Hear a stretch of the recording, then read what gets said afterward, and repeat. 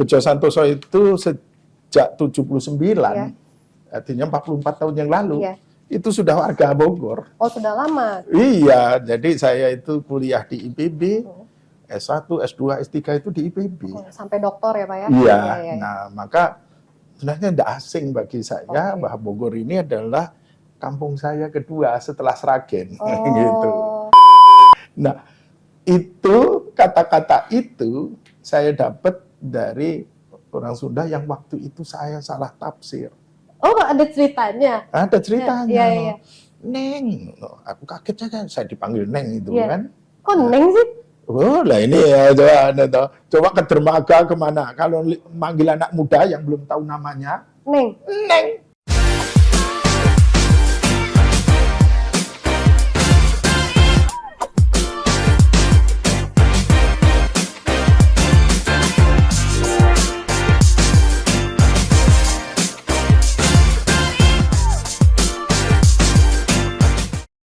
Kali ini mau nyoblos ketemu dengan seorang sosok yang kemunculannya sempat kontroversi dan jadi perbincangan, gak hanya di partainya saja, tapi partai lain pun ikut menggunjingkan beliau. Saya bersama dengan Ketua DPD PAN Kota Bogor, Bapak Bejo Santoso. Selamat datang, saya merasa terhormat Bapak. Iya, terima kasih Mbak Ipe. Bapak itu kan kemunculannya sempat jadi kontroversi karena waktu itu sampai ada mosi. Katanya mereka itu tidak meyakini Bapak memimpin PAN di Kota Bogor. Saat itu apa yang Bapak rasakan apa sih? Iya. Assalamualaikum warahmatullahi wabarakatuh. Saudaraku di semua tempat, terutama di ruangan ini, Mbak Ipe dan teman-teman. Ya, terima kasih Pojok Satu ini telah mengundang saya untuk hadir di sini untuk berbincang-bincang, tapi yang penting bersilaturahmi. Betul. Nah, untuk itu apa yang ditanyakan Mbak Ipe itu hal yang wajar. Betul. Nah, maka ini ingin kami jelaskan bahwa sebetulnya kalau disebut isu atau pendatang yang nggak jelas itu nggak juga. Iya. Karena Bejo Santoso itu sejak 79, artinya 44 tahun yang lalu, itu sudah warga Bogor. Oh, sudah lama? Iya, jadi saya itu kuliah di IPB, S1, S2, S3 itu di IPB. Sampai doktor ya Pak ya? Iya, nah maka sebenarnya tidak asing bagi saya bahwa Bogor ini adalah kampung saya kedua setelah Sragen. Gitu. Dan saya bahkan lebih lama hidup saya di Bogor ini. Tetapi karena memang profesi saya itu bukan orang politik. Oh, jadi Bapak terjun ke politik itu tahun? 2019. Oke, saat COVID ya Pak ya? Ya, dan itu ketika saya sudah 2 tahun pensiun sebagai eselon 1 di Kementerian LHK. Maka sesuai aturan yang berlaku bahwa ASN atau aparatur birokrat atau apa namanya itu kan nggak boleh berpolitik. Oh iya. Jadi selama ini tidak ada kegiatan politik saya kecuali sebagai pengurus, sebagai anggota ormas-ormas di negeri kita ini. Misalnya tahun 80-an ketika saya awal kerja itu saya di KNPI, saya di Kosgoro, saya juga di AMPI, begitu. Jadi itu bagian dari perjalanan hidup saya. Bahkan di KAHMI, alumni HMI, itu sampai sekarang masih jadi pengurus. Oh Bapak? Iya, jadi sejak tahun 80 selalu pengurus gitu. Iya. Karena memang itu nggak dilarang. Betul. Terus belum lagi di cabang olahraga. Nah, saya juga pengurus PBSI di Provinsi Riau. Gitu. Di Riau? Iya, terus membina klub gitu ya. Nah, maka kalau itu dikaitkan dengan politik memang dekat, tapi bukan berpolitik. Nah, maka wajar apabila menggunjingkan siapa Bejo itu, gitu. Karena saya sebagai birokrat selama 34 tahun, tentu asing bagi kawan-kawan yang di politik ini, tetapi di tingkat personalnya partai politik rasanya saya kenal semua gitu ya. Jadi mulai yang paling senior yaitu politik yang saya ingat ketua KNPI waktu itu adalah Abdullah Puteh. Ya, ketua KNPI waktu itu.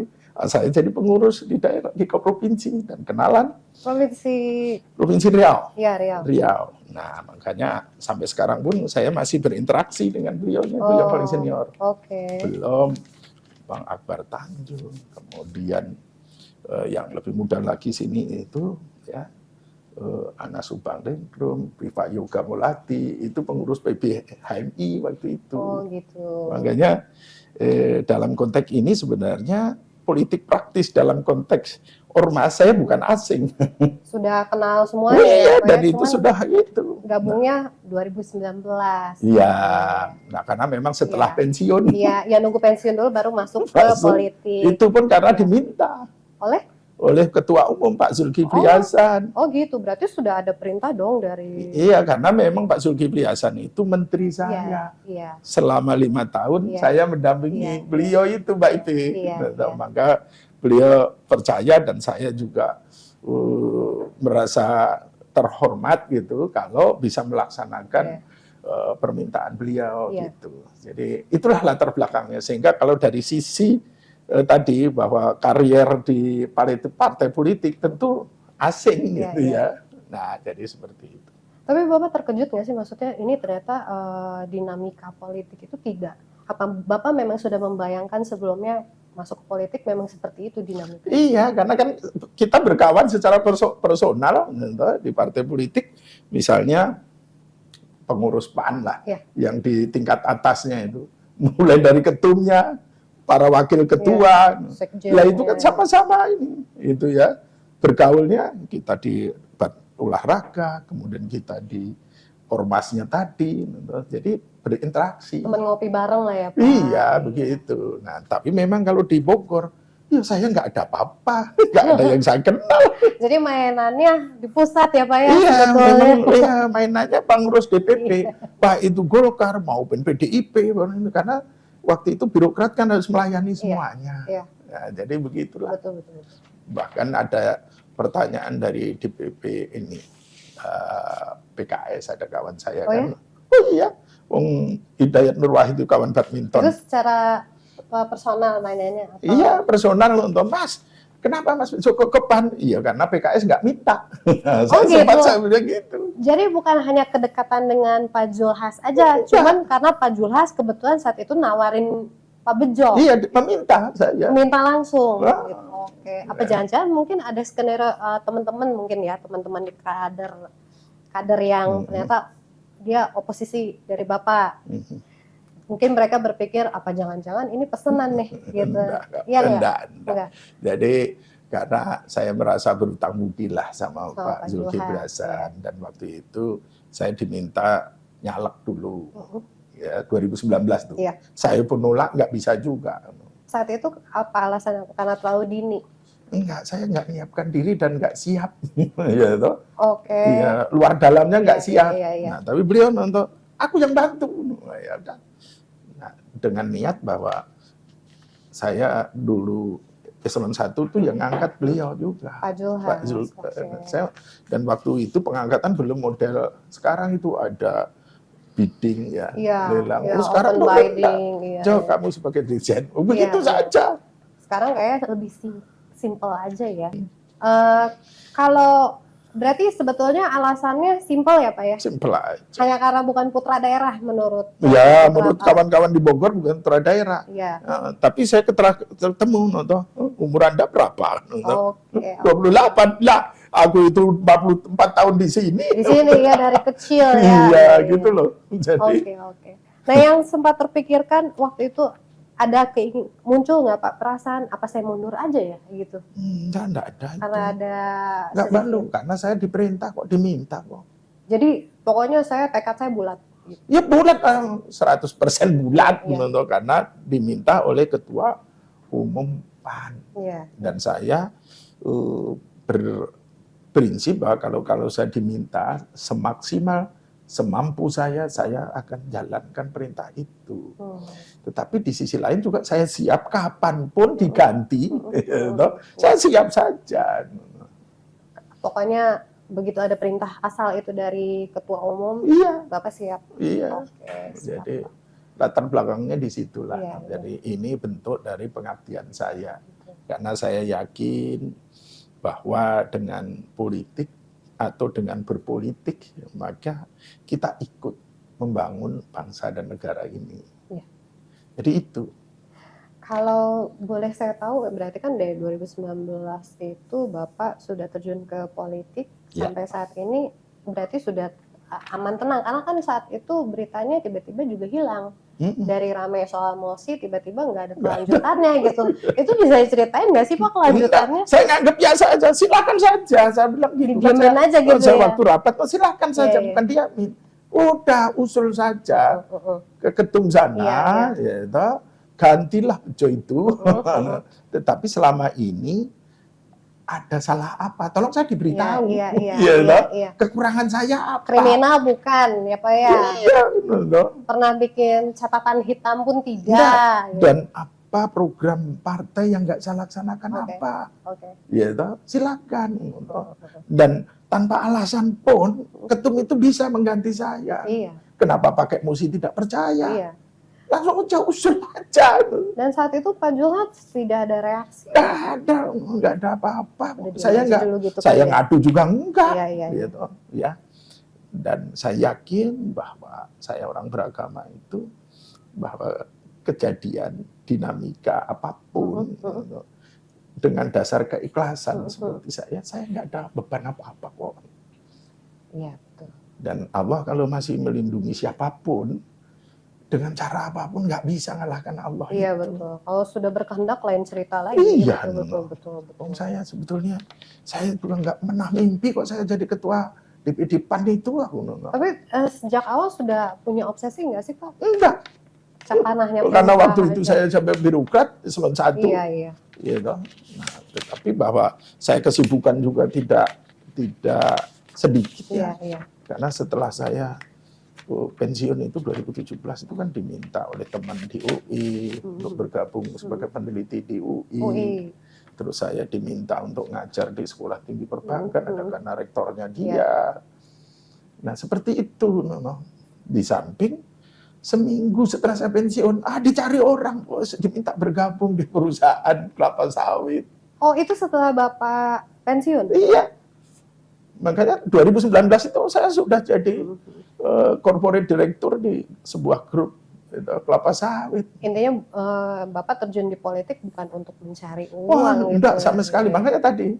Tapi ini dengan pemahaman saya bahwa dengan aturan, dengan mekanisme seperti sekarang ini dalam membangun bangsa dan negara, memang harus melalui partai politik. Iya. Walaupun independen itu ada, tetapi siapa yang independen? Mesti harus ada partai politik. Harus ada partai politiknya. Kalau berat, gitu ya. Makanya kesadaran itulah menurut saya. Oke, saya masih ada tenaga, masih ada pemikiran. Oke, saya ikut. Ya. Nah, di situ saja dengan keikhlasan seperti itu, Mbak Ibe. Saya pikir ya kita saling mendoakan semoga kita semakin baik. Baik itu di Bogornya, baik Jawa Baratnya, baik nasionalnya, itu dari seorang Bejo Santoso itu. Ya memang saya kalau boleh mengatakan bahwa pengabdian saya di birokrasi kan 34 tahun. Jadi pangkat juga sudah 4E. Terus gitu. Rasanya sudah cukup, anak-anak sudah pada selesai. Iya, apalagi yang dicari. Apalagi kalau dalam konteks itu.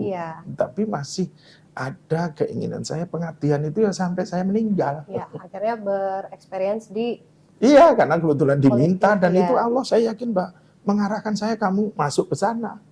Jadi nggak hanya kebetulan aja ya Pak ya? Bukan kebetulan, nggak ada yang di dunia ini kebetulan. Karena menurut saya bahwa kejadian yang kita alami Allah itu mengarahkan. Ya, Bejo jadi ini, Mbak Ipeh jadi wartawan, itu sudah digariskan. Betul Pak.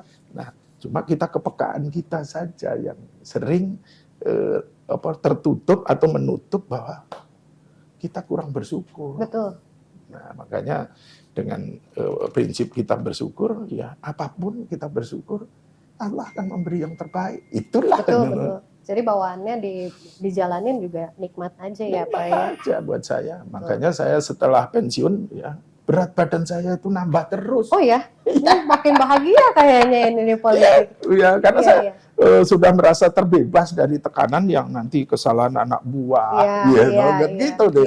Apalagi di pengelolaan uang. Pegawai negeri ini kan was-was saja gitu ya.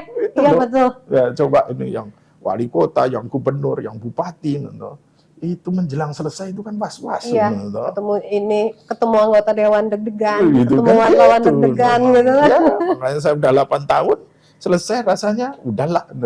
Iya. Jadi saya tinggal diri saya saja. Makanya waktu pensiun itu 82, sekarang 87 gitu.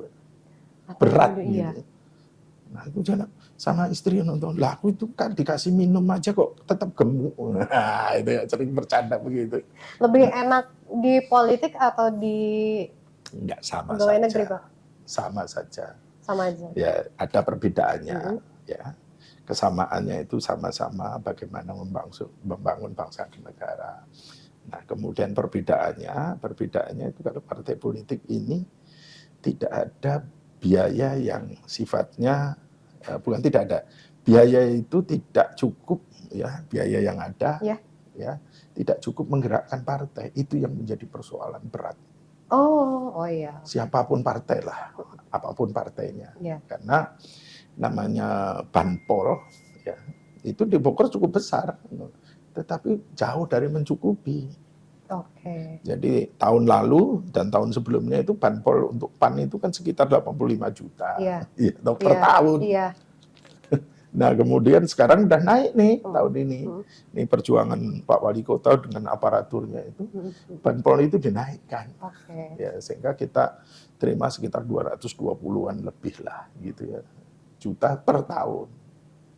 Berat juga ya Pak ya? Ya 200, tapi kan coba biaya politik dalam arti menggerakkan partai ini, itu yang rutin saja, itu kan biaya kantor, dong. Terus honor pegawai di kantor, belum ATK, nggak cukup itu. Betul. Itu loh. Betul. Karena saya juga bingung ya, parpolnya dari mana gitu. Nah itulah perbedaannya di sana. Kalau di instansi pemerintah itu sudah tercantum anggaran itu cukup untuk menggerakkan organisasinya. Nah kalau di partai politik itu anggaran Banpol ini nggak cukup untuk menggerakkan partainya dalam standar sekarang.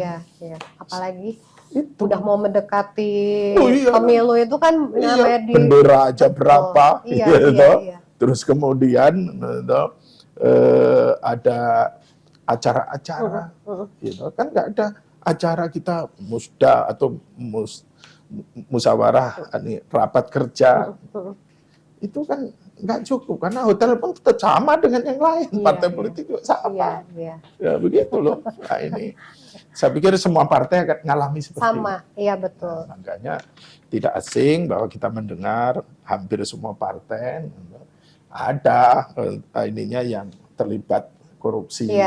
Saya karena kebutuhannya besar mungkin. Karena terdesak ya Pak ya. Iya, karena memang faktanya memang memerlukan itu. Tapi kan bukan berarti kita juga menghalalkan cara nggak boleh. Itu ya. Dan insya Allah ya karena saya pegang DPD PAN Kota Bogor itu saya wanti-wanti Pak, tidak boleh ya ngerepoti SKPD nggak boleh. Kalau nggak ada atau nggak punya uang minta sama saya. Walaupun kan itu, tapi itu kan politik saya harus begitu. Harus siap dong ya. Iya. Itu Bapak itu kan kalau nggak salah Dapil Jabar 3, betul. Di Bogor dan Kabupaten Cianjur. Kabupaten Cianjur bersama dengan istrinya Kang Bimaria, Ibu Yana. Betul. Ya betul.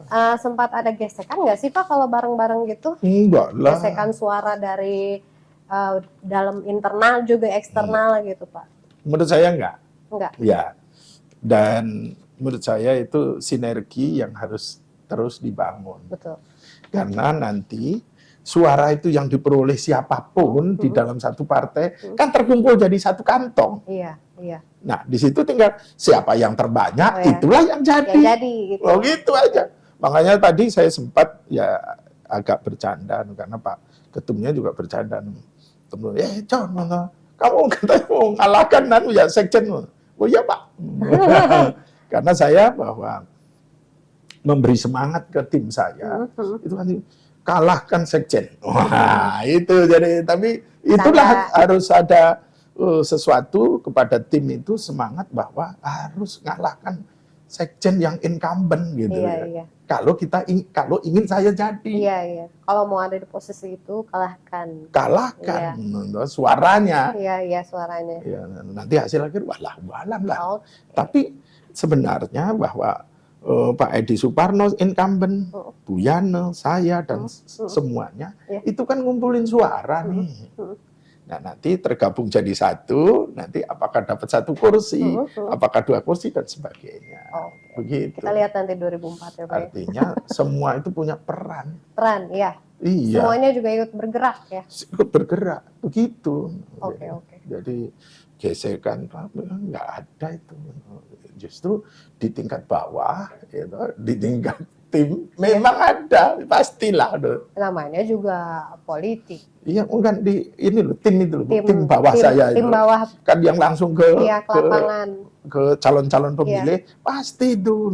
Iya. Ya, Pak, saya sudah dukung yang timnya Pak Edi Suparno. Oh Pak, saya dukung dari Pak Bejo Santoso, kan pasti di bawah begitu. Iya. Nah itu di bawah. Yang di bawah tuh tensinya tinggi-tinggi ya. Dan saya wanti-wanti, biasa saja, jangan ada ini yang. Iya. Tapi itu saya udah tahu bahwa itu akan terjadi gitu. Berarti Bapak udah antisipasi dong? Loh iyalah, makanya harus membekali ke tim bahwa suara terbanyak kalau dia sudah milih salah satu sudah cukup. Jangan dipaksa lagi diminta ke gabung kita. Jangan dibetot terus-terusan gitu. Kalau sudah bilang ke Pak Edi Suparno sudah bagus, harus begitu. Kalau udah ketemu masyarakat yang belum Pak, tarik ke sini. Kan begitu. Iya. Nah itu di ruangan ini juga saya akan promosi ke Pak Ipe, sudah pilihan belum? Kalau belum pilihan, ini calonnya. Kan begitu, kan wajar saja. Iya, boleh. Dan mungkin juga ya Pak, saya yakin meskipun Bapak sudah berapa lama belusukan, saya yakin nggak semuanya warga di Cianjur dan Bogor sudah mengenal Bapak. Betul. Coba Bapak bisa nggak tolong jelaskan visi misi Bapak ini maju sebagai anggota legislatif? Iya, visi saya kalau mendekati masyarakat itu dengan satu kata, silaturahmi. Silaturahmi. Iya. Lah kedua apa Pak? Silaturahmi juga. Lah yang ketiga, silaturahmi juga. Oh tujuannya Bapak? Bukan. Kalau bolehkan visinya begitu. Oh visi-misinya untuk silaturahmi. Visinya dulu. Misinya dulu. Ya, barulah misinya dengan silaturahmi itu apa yang bisa dilakukan. Ya, saya ingin memperbanyak ibadah saya, nomor 1. Misinya. Tapi kan ibadah tuh banyak loh Pak sebenarnya. Loh iya, apa saja. Kalau saya orang Islam, bisa naik haji lagi Bapak sudah. Loh ya, kan aku baru aja naik haji. Oh gitu. Iya, baru pulang nih. Iya, baru pulang. Berkahnya nyampe nih. Nah, makanya seperti itu. Kalau saya ditanya, ya itu. Yang kedua, ibadah yang kedua, itu kita bisa menyenangkan orang banyak. Caranya dengan masuk ke. Bukan, caranya saya harus memperbanyak sedekah. Tapi kan nggak harus ini juga loh Pak. Kenapa? Kalau mau sedekah tuh nggak kan harus. Bisa sama apa saja. Iya sih. Ya. Sama kucing juga kita sedekah gitu. Bisa. Iya. Nah itu yang menjadi salah satu misi saya. Iya. Ingin bersedekah. Iya. Misi ingin bersedekah, visinya ingin bersilaturahmi. Betul. Visinya, visinya silaturahmi.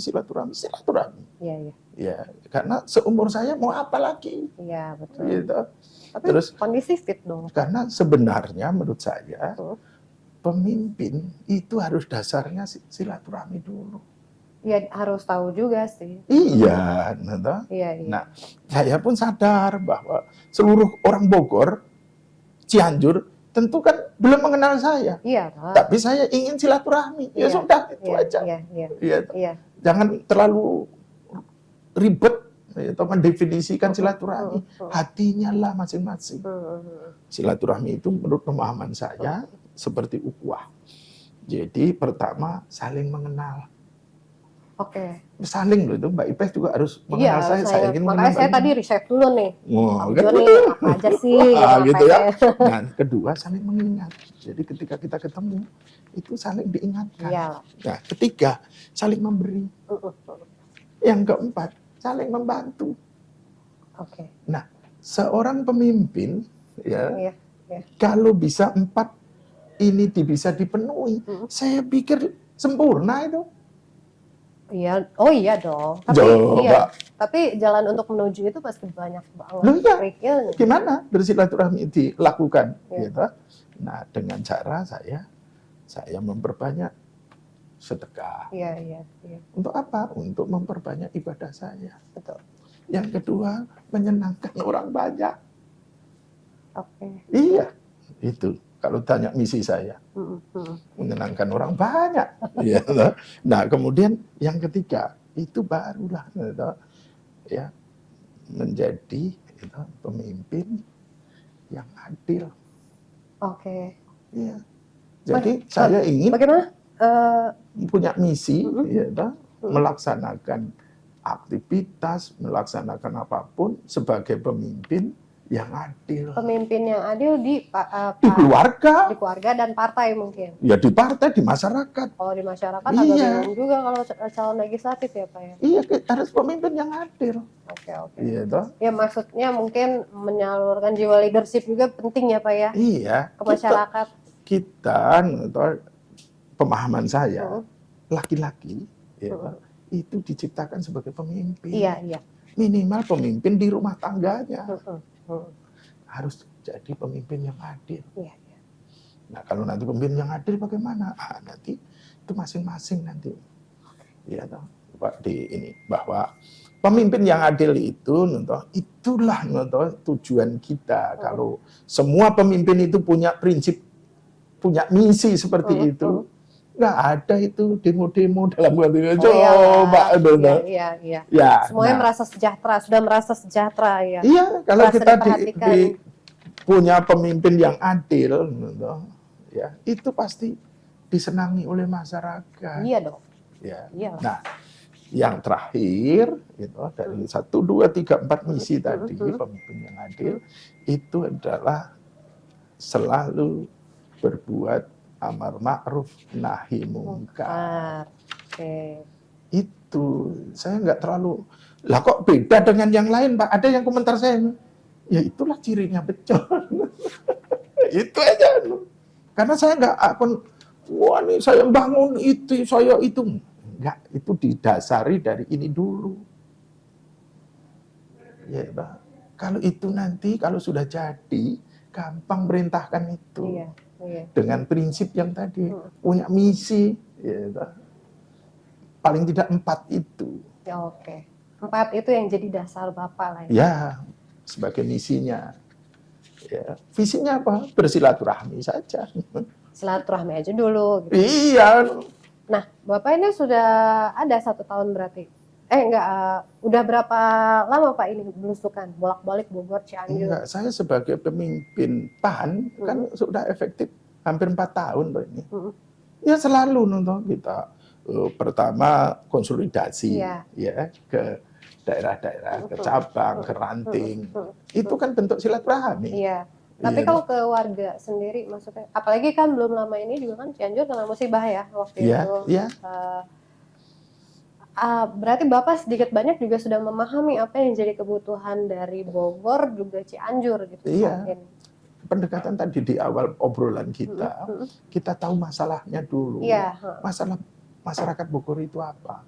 Kalau masalahnya banyak. Iya. Tapi kalau saya menurut pengamatan saya, pengetahuan saya, ada 2 masalah besar. Gitu. Di mana nih Pak? Di Bogor. Di Bogor. Cianjur juga hampir sama, cuma beda karakteristiknya. Iya. Ya. Kalau di Bogor, kota Bogor, itu seperti kota penyangga lain, Depok, Bekasi, dan Tangerang. Itu adalah masalah pengangguran.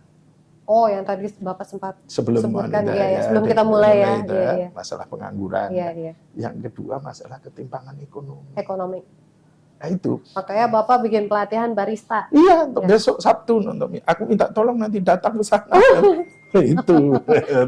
Aman. Dan saya tidak membawa PAN, bukan. Nggak bawa partai aja pokoknya. Nggak bawa partai aja. Tapi kalau adanya Bapak nyalek, iya, tapi boleh milih siapa saja. Iya. Tapi kalau cocok sama saya, silakan pilih saya. Itu sejak kapan Bapak melakukan pelatihan untuk barista? Ini kalau pelatihannya sudah beberapa kali, tapi versinya beda-beda. Oh. Jadi ketika saya dengan mahasiswa saya, itu ada pelatihan ekspor. Oh, itu untuk komoditi untuk mahasiswa. Iya, mahasiswa. Ada yang IPB, ada UI, ada sekolah ekspor. Nah, saya pengajar di situ. Nah, itu saya kelas itu saya ada kelas tentang bagaimana menciptakan eksportir baru. Ini Bapak kerjasama dengan? Enggak, aku sendiri yang bayarin. Oh gitu, luar biasa sekali. Iya, buat teman-teman yang mau tapi sudah ditutup sekarang. Oh, nggak bisa daftar. Tapi sudah lebih kapasitasnya, tutup dulu nanti angkatan berikutnya. Kalau nonton boleh dong? Boleh. Jadi mereka biar ada ilmunya juga gitu yang ketempelan, Pak. Dan yang instrukturnya memang yang sudah ahlinya. Oh gitu, barista juga. Barista juga yang sudah kerja, sudah punya pengalaman. Kenapa harus barista, Pak? Ya, kita ngamati anak-anak muda sekarang kan suka kopi, suka bikin kafe di mana-mana. Nah, itu kalau punya ilmu barista, itu kan akan sangat bagus menunjang keinginan anak-anak muda untuk menciptakan pekerjaan sendiri. Iya, betul. Itulah ini. Nah, kenapa? Saya kaitkan dengan tadi visi misi saya, jawabannya. Iya, betul. Ibadah saya. Iya. Nah, itu gitu. Jadi implementasinya di situ. Contoh. Iya. Bapak kan pernah di Kementerian LHK ya, Pak ya? Iya. Ini lagi viral kan belakangan tuh soal hutan Bukit Teletabis kebakaran itu, Pak. Tanggapannya dong, Pak. Enggak, sebetulnya begini loh. Itu menurut saya ya kita juga nanggapinnya biasa saja. Karena kebakaran itu tidak muncul begitu saja. Iya, karena disengaja. Bukan juga, itu karena memang kebutuhan untuk membuka lahan, untuk bisa tumbuh rumputnya yang bagus.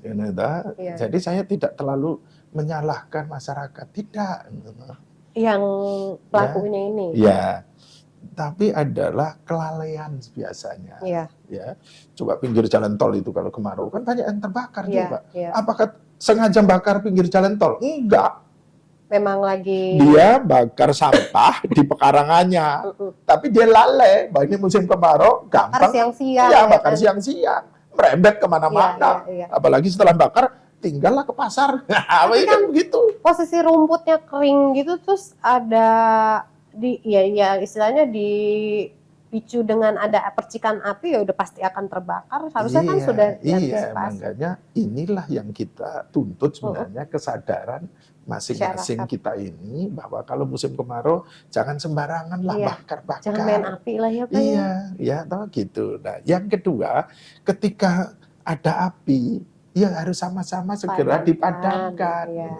Jadi kalau saya nggak setuju ya, terus kasusnya itu jadi jadi tersangka ini bakar hutan gitu.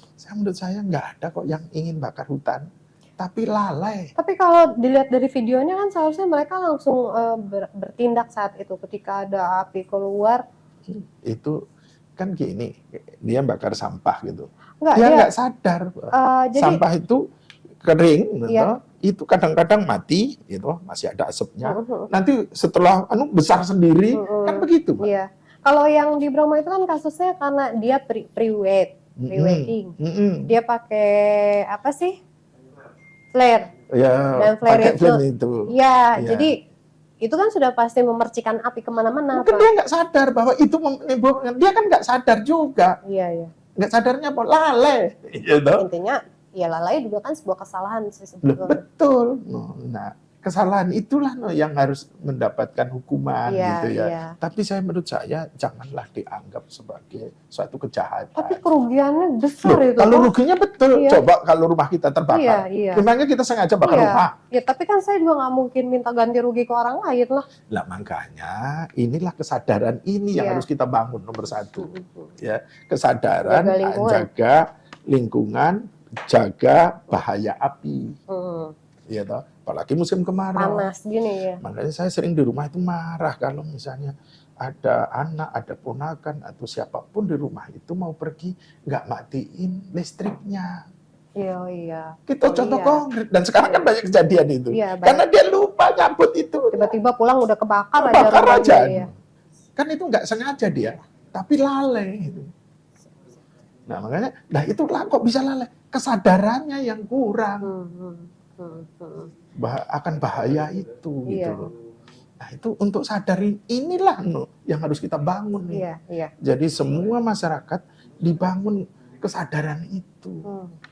Kesadaran menjaga, kesadaran memiliki, kesadaran itu yang harus kita bangun supaya dia peka lah gitu. Jadi sebelum terjadi apa-apa lebih baik kita mengingatkan sebelumnya ya Pak. Iya, makanya tadi contoh konkret saya ya di rumah itu kalau saya marah karena pergi nggak mematikan lampunya, nggak mematikan listriknya, apalagi nggak mematikan setrikanya. Iya. Takut terjadi, jangan sampai kita pulang malah nemu musibah gitu. Lah inilah gambarannya seperti itu. Jadi di hutan pun, karena di belahan bumi itu banyak negara juga mengalami kebakaran itu. Nggak cuma kita aja ya. Bukan ini, bahkan luas-luas tuh. Australia misalnya, Amerika contohnya. Itu juga luas sekali kebakarnya. Itu apa? Lalai. Iya toh.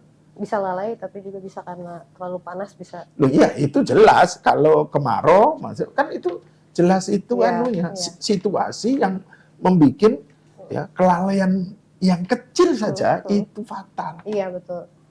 Nah, jadi begitu Mbak Ipe. Jadi kalau saya selalu wajar-wajar saja karena namanya kesadaran itu sangat ditentukan oleh seberapa jauh pengetahuan tentang api itu sendiri. Iya. Seberapa sering pengalaman tentang itunya. Kemudian seberapa jauh hati nurani kita itu terhadap lingkungan rumahnya, lingkungan pekarangannya. Jadi oleh karena itu kesadaran ini yang harus diingatkan ini. Contohnya kita ketika nginep di hotel atau di tempat pertemuan. Itu hotel kan sebelum acara mulai itu ngasih dulu. Apabila nanti ini ada api, ininya harus begini, harus ini. Kan dibikin SOP. Itu. Iya. Siapa yang harus bertanggung jawab itu kan jelas. Iya, jadi siapapun di ruangan itu, ini harus ini gitu. Itu sebagai SOP. Nah, itulah seperti itu. Ya, nah kita maka setiap orang ketika musim kemarau, ayo kita sadarkan tetangga kita, diri kita dulu, diri kita, tetangga kita, saudara kita.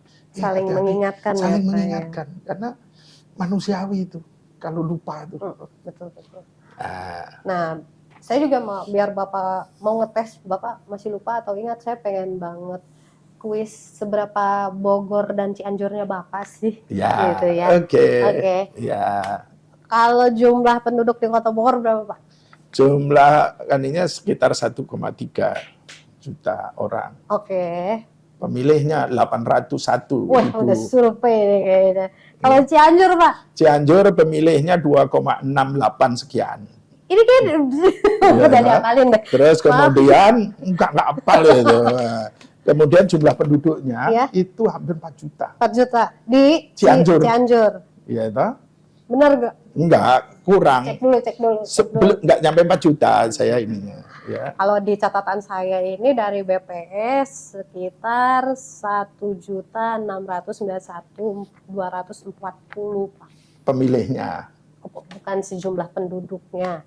Oh, penduduk Kota Bogor. Kota Bogor dan Cianjur. Saya terakhir tahu 1,3, sekarang 1,6. 1,6. Iya. Penambahan ya. Oh iya, tadinya nambah berarti nih. Iya, dulu ya pemilihnya kan 732.000 tahun 19. Sekarang pemilihnya 801. Oke. Itu. Makanya dari penduduk yang saya tahu 1,3 ya naiklah jadi 1,6. Oke. Nah, pertanyaan kedua, Pak. Berapa jumlah kecamatan di Cianjur? Di Cianjur 38. 32 Pak. 32 catatan saya nih. Oh, itu DPC-nya ya. Oke. Kalau Kota Bogor berapa Pak? 6 kecamatan. 6 ya. Kalau Kota Bogor orang tuh taunya Tugu Kujang. Kalau Cianjur Pak? Ya. Cianjur itu apa namanya? Saya nggak jadi Tugu apa yang pertigaan. Aku nggak apa Tugunya. Tugu sama saya juga. Ya. Jadi sekarang dibikin bundaran itu. Oh iya, itu jadi landmark baru ya? Iya, jadi ada pedestrian Siliwangi. Oh iya, pedestrian itu kan yang ininya. Wah ya, saya itu. Berarti Bapak Bogor banget tapi belum Cianjur ya? Iya, Cianjur kan. Nah yang terakhir Pak, kalau Bogor sebut kota hujan, Cianjur kota apa? Cianjur itu kota beras lah. Kota beras sih Pak? Iya, kan beras Cianjur. Santri Pak. Nah itu enggak itu baru sekarang itu. Oh sudah lama itu Pak? Enggak, kalau beras coba beras yang paling bagus mana? Sekarang beras Cianjur. Rojo lele dari mana tuh Rojo? Cianjur. Cianjur. Okay. Iya, jadi beras Cianjur itu sejak 40 tahun yang lalu. Tapi kalau kota santri 40 tahun yang lalu belum ada. Oh gitu. Ya, kota santri itu di luar Jawa Martapura. Oke. Nah kemudian di Jawa Timur ada beberapa ya. Itu namanya Pasuruan. Ya, Pasuruan itu kota santri. Oke. Nah kemudian di Jawa Barat sebenarnya bukan Cianjur kota santrinya. Iya toh? Jadi di mana nih kalau Jawa Barat? Tasik. Iya, Tasikmalaya. Tapi kayak rata-rata memang Jawa Barat banyak jadi kota santri ya. Iya, makanya.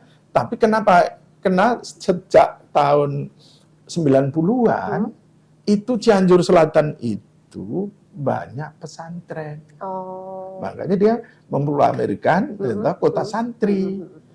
Tapi kalau dulu enggak. Coba baca sejarahnya. Aku berani bertaruh saya. Aku nggak sanggup itu. Ya, karena saya tahu persis tahun 80-an itu ya akhir 70-an itu Cianjur itu kota beras. Apa beras Cianjur? Beras Cianjur. Iya, Bogor sini coba di pasar Bogor. Iya. Ya, kalau beras mana nih Pak? Beras Cianjur. Tapi sekarang banyak loh pemasok beras, nggak hanya Cianjur. Iya, karena beras impornya banyak. Akhirnya. Iya, gitu loh. Tapi beras Cianjur itu nggak pernah pudar. Nanti saya bilang lah sama Pak Julhas, Pak. Iya. Bayangkan. Nah, ini malah Zetri baru tahu saya, tetapi itu saya bahwa ini baru tahun 2000-an itu di Cianjur Selatan. Iya. Itu jumlah pesantrennya itu 27. 27. Itu paling banyak atau? Itu mulai dari Cidaun, terus kemudian Sindang Bara, gitu, Arga Binta, kemudian Leles, kemudian Kadupada, kemudian Sukanegara, ya, terus kemudian Cempaka, semuanya ada pesantren-pesantren, ya, yang santrinya banyak. Oh. Tapi itu setelah tahun 2000-an. Oh, sebelumnya nggak terlalu banyak? Nggak terlalu banyak. Saya tahun 82, saya praktek lah di Arga Binta itu. Waduh, dulu jauhnya. Nggak ada pesantrennya. Sekarang ada setiap ini. Iya, begitu. Coba nanti kalau kita berdebat, boleh. Ya. Kita tidak sedang berdebat. Nah, artinya bahwa kota santri itu baru. Iya. Dan saya tidak menolak. Oke, saya juga tidak membantah kok, Pak. Ya. Kalau beras Cianjur kan? Iya, saya setuju. Oke. Terus saya juga mau ngetes seberapa nyundanya Bapak. Boleh nggak? Apa itu? Nyunda itu? Sunda. Oh, iya. Sundanya Bapak gitu. Iya, saya mudah-mudahan bisa pakai bahasa Indonesia. Oke deh. Jelaskan. Kalau Bapak tapi ngerti bahasa Sunda? Ngerti lah. Oke. Saya bahasa Indonesia, Bapak bahasa Sundanya, oke? Kalau jatuh apa, Pak? Jatuh itu apa namanya? Kapedak ya? Salah, Pak. Jatuh tuh bisa labuh, Pak, bisa tikusruk, bisa iya. Jatuh tikusruk ya. Ya. Kalau makan, Pak? Dahar. Dahar, betul. Kalau Bogor dahar ya. Kalau lemesnya tuang. Ya. Kalau kesini, Pak? Kadia. Oh iya, Pak. Jangan bandel. Itu, aduh, saya nggak tahu. Ulah Lupa. bader. Ayo, Sundanya ulah bader. Ulah Oke. bader, aduh. Tapi Bapak kebanyakan udah tahu bahasa Sunda, berarti. Coba tahun 79 saya di sini, kalau saya nggak bisa komunikasi ya, dengan orang Sunda kan macet lah saya. Jangan-jangan ini ngopi udah kemana Jadi, ente sih ya? waktu- Awang aing. Ya, coba saya tes gantian. Oke. Sekarang ini sebentar, saya di Cirebon itu dapat kata-kata baru. Sunda dulu ini, Pak. Iya, Sunda. Oke. Apa? Bahasa Sundanya, bahasa Indonesianya melak. Menanam. Ya. Terus bahasa Sundanya ini, jangan pergi. Ulah mangkat. Ulah indit. Nah, itu kata-kata itu saya dapat dari orang Sunda yang waktu itu saya salah tafsir. Oh, ada ceritanya. Ada ceritanya. Iya. Neng, aku kaget saja saya dipanggil Neng itu Iya. kan. Kok Neng sih? Oh lah ini ya, coba ke dermaga kemana? Kalau manggil anak muda yang belum tahu namanya, Neng. Neng. Oh, bukan Ujang ya? Oh, Kalau bukan. Oh, Ya. kalau cewek Neng, kalau Bukan, itu yang muda semuanya ibu-ibu di kampung manggil kehormatan itu Neng. Neng ke cowok cewek ini, Pak. Ke cowok cewek. Karena saya alami itu. Iya. Neng, melak naon. Terus saya pikir hanya untuk perempuan loh itu, Pak. Enggak kan saya kaget. Sedang nanam Bu. Ya, melak naon. Gitu tuh. Kawan saya namanya. Translate dulu. Gitu. Orang apa namanya Pancasan itu. Jo, kamu tahu nggak ditanya itu? Iya. Itu nanya, ini kan sedang apa? Gitu, Iya, tuh. iya. Sedang nanam. Iya dia nanya nanam apa? Iya. Gitu. Butuh di-translate dulu ya. Iya awal-awal. gitu. Dan saya nggak akan lupa itu. Iya. Jadi sekarang udah hatam ya, Pak ya, kalau ditanya Neng ke naon gitu. Iya. Melak naon gitu. Iya. Tapi memang sangat terbatas sehingga anak saya kalau dapat PR bahasa Sunda, pembantu saya yang ngajari lah. Bukan Bapak ya. Bapaknya belum. Iya. Sundanya masih Sunda Bogor Iya, banget no, gitu ya. karena saya malah justru ya toh banyak dapat itu bahasa Madura, ya, terus kemudian bahasa Sumatera, karena saya satu rumah waktu tahun 79 sampai tahun 82 itu teman-temannya orang itu nggak ada orang Sundanya. Orang seberang semua. Iya, karena orang Sunda itu ngelompok. Cari kos-kosan, satu rumah Sunda semua. Itu kelemahannya ini, teman-teman Sunda Iya, itu. iya. Ya. Nah, saya orang Jawa, itu malah justru teman-temannya, ya, itu orang Batak, orang Madura, satu rumah. Jadi nyampur ya. Nyampur Iya. kita. Karena Nah, biasa memang anak daerah tuh, yang dari daerah-daerah begitu sih iya. biasanya. Nah, kawan saya Batak, itu malah justru nggak bisa bahasa Sunda juga, bisanya bahasa Jawa. Agak jauh ya. Loh, bener ini fakta yang saya alami. Iya. Ya, no.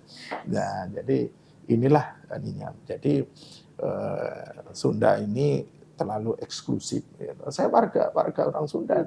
Nah, tetapi bahwa Sunda itu kan banyak, ya. Misalnya nama Asep. Iya. Iya, toh? Asep sedunia. Oh, iya, kan ada Dan hanya dimiliki orang Sunda.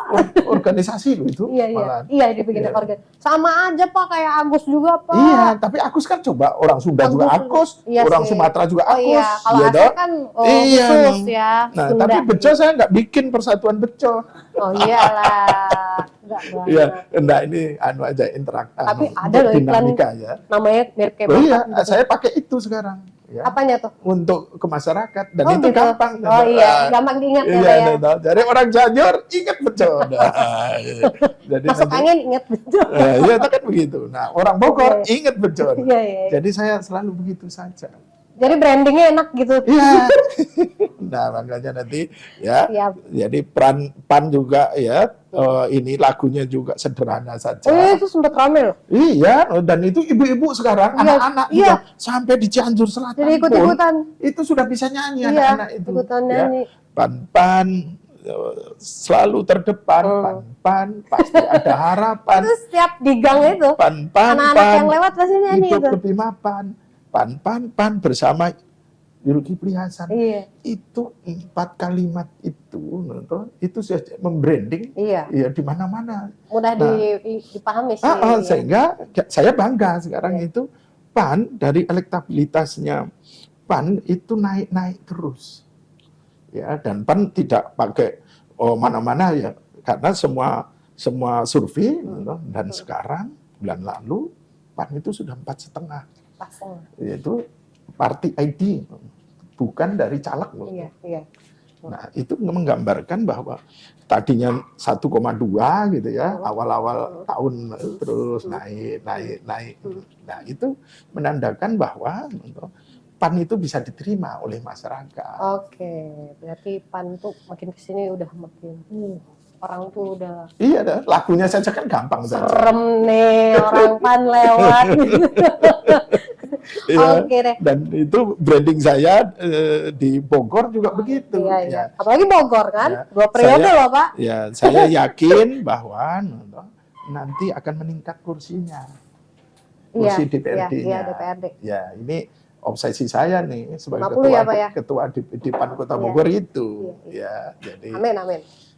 Ya, sebelum ditanya saya sudah ngasih tahu itu bahwa target saya minimal 1 dapil 1 kursi. Iya, amin. Iya, kan 5 dapil saja.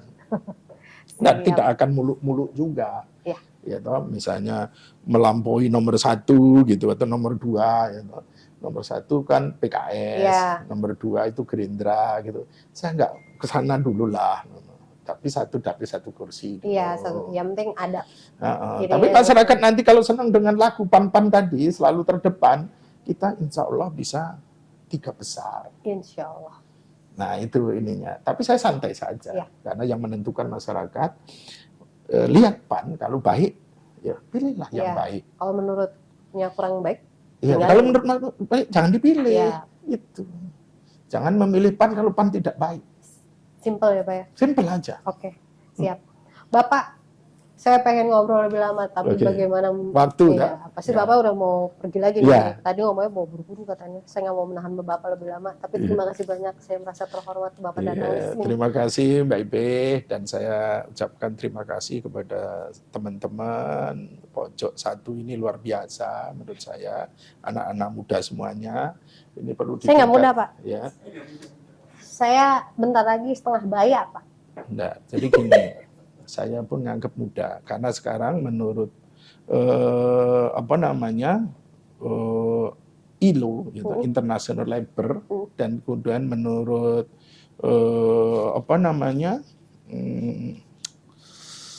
WHO ya, yang kesehatan itu bahwa umur 68 itu termasuk muda. 68? Sampai 68. Masa sih Pak? Iya. Kemarin kita kalau nulis berita tuh nggak mungkin loh 68 menurut remaja yang usia 68. Bukan remaja, ya jadi memang tidak termasuk tua. Karena apa? Fisiknya masih mereka kan dari WHO kan punya kriteria. Punya alasan ya mereka ya. Gitu. Jadi 70 itu masih produktif. Karena masih produktifnya itu. Iya, jadi itu. Nah, tapi 68 itu yang dulunya 60 ya, sekarang naik loh. Itu. Dari penelitian. Berarti Bapak masih saya masih merasa muda. Muda ya Pak ya. Oke deh Pak, tos dulu Pak. Ya. Sip, ya. Terima kasih saudaraku ada di mana saja ya. Sekarang saya mengakhiri pertemuan saya dengan Mbak Ibe dari Pojok 1. Mudah-mudahan kita semuanya selalu diberikan kesehatan, ya, diberikan kemudahan, ya, dan diberikan kekuatan supaya kita menjalani hidup ini bisa lebih baik. Terima kasih. Wabillahi taufiq wal hidayah. Wassalamualaikum warahmatullahi wabarakatuh. Sampai ketemu di Mau Nyoblos selanjutnya. Ya.